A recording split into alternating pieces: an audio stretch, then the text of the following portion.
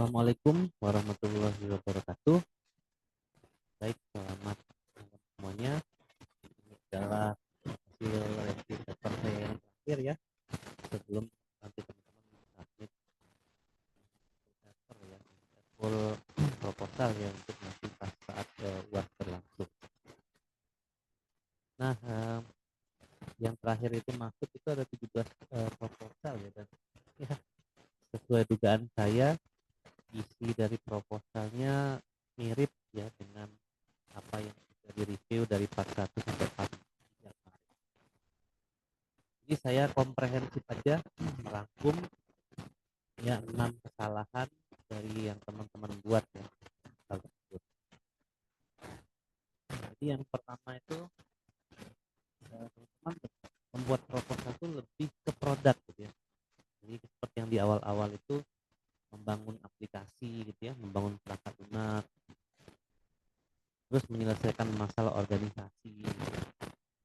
Lalu keilmuan yang tidak sesuai gitu, ada beberapa yang harusnya memang tidak bisa dijadikan topik tugas akhir sebagai riset di informatika Unjani. Mungkin di informatika lain ada gitu ya, atau mungkin bahkan di bidang keilmuan lain gitu ya, bukan informatika tapi sistem informasi atau teknologi informasi misalnya. Itu kesalahan umum yang saya sudah temukan gitu ya dari review proposal yang teman-teman presentasikan. Lalu yang kedua tentang masalah penelitian, yang paling penting nih gitu ya.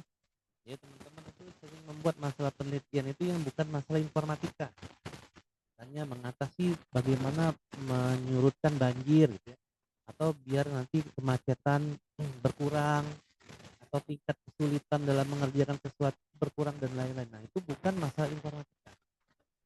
Jadi diingatkan kembali bahwa ketika kita melakukan penelitian di bidang informatika, maka knowledge dari hasil penelitian kita itu adalah knowledge di bidang informatika ya.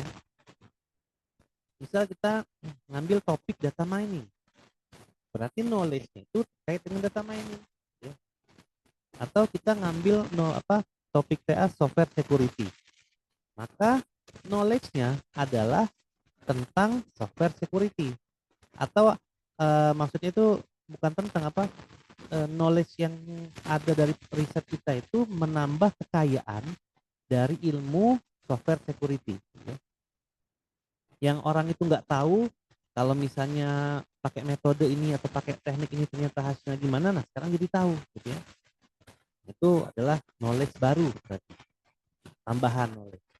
Atau kalau kalian ngambil business intelligence, maka hasil penelitian itu nantinya akan memperkaya ilmu dari business intelligence. Nah, jadi seperti itu ya masalah penelitian. Jadi ada relasinya antara gap penelitian gitu ya, masalah penelitian, tujuan penelitian, dan hasil penelitian. Nah, yang ketiga kayaknya paper ya. Kurang baca paper kalau saya lihat di latar belakang, referensinya kurang gitu ya. Terus dalam menjelaskan juga referensinya kurang. Dalam menangkap state of the art juga kurang gitu ya. Jadi baca paper sih. Metode yang diambil pun ya kebanyakan yang saya temui yang jadul, bias, KNN, Kamin, gitu ya, untuk data mining. Network quality untuk software quality dan lain-lain itu berat dampak daripada kurangnya membaca referensi. Nah, dan referensi yang kita baca itu adalah setidaknya 10 tahun terakhir ya. Nah, kita harus baca referensi dari sumber yang lumayan bagus, misalnya Scopus ya, atau Web of Science gitu ya. Dan kalau nasional itu bisa di tingkat 1 atau tingkat 2.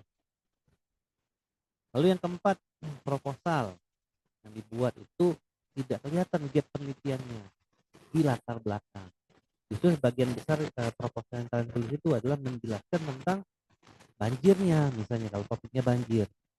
Kalau eh, subjek penelitiannya banjir.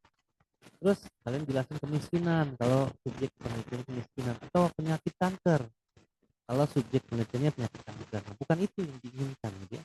Tapi lebih ke objek penelitiannya. Subjeknya kanker misalnya. Oke, boleh. Nah, objek penelitiannya pakai teknik data mining. Nah, justru yang kita observasi itu adalah teknik data mining-nya atau objek penelitiannya. Nah, terus data mining itu kan ada langkah-langkah ya. Jadi tidak harus di teknik data mining-nya yang baru, tapi bisa di preprocessing-nya misalnya atau di transformasi datanya. Misalnya. Nah, kurang lebih seperti itu. Lalu ketika menggambarkan alur penelitian, yang kelima ya, itu kurang detail. Nah, itu sangat umum atau bahkan yang tidak make sense. Jadi kita tuh harus bisa berhipotesa, kira-kira langkah pertama begini, langkah kedua begitu. Nah, ada 8 langkah misalnya dalam menyelesaikan penelitian itu kira-kira harus make sense dulu secara hipotesa. Sama seperti langkah-langkah kita masak mie gitu ya. Pertama kali kita ngapain sih kalau mau masak mie?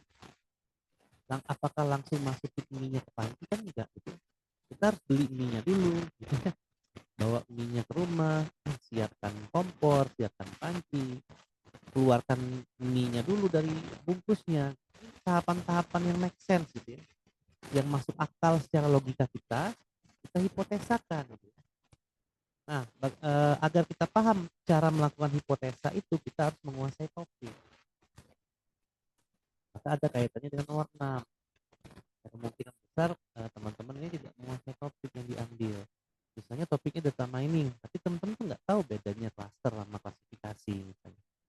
Atau teman-teman ngambilnya software quality, nggak tahu tuh software quality itu ada di proses atau di produk gitu ya, atau mengikuti standar tertentu, atau nanti ujungnya bisa refactoring dan lain-lain itu teman-teman nggak paham terhadap topik.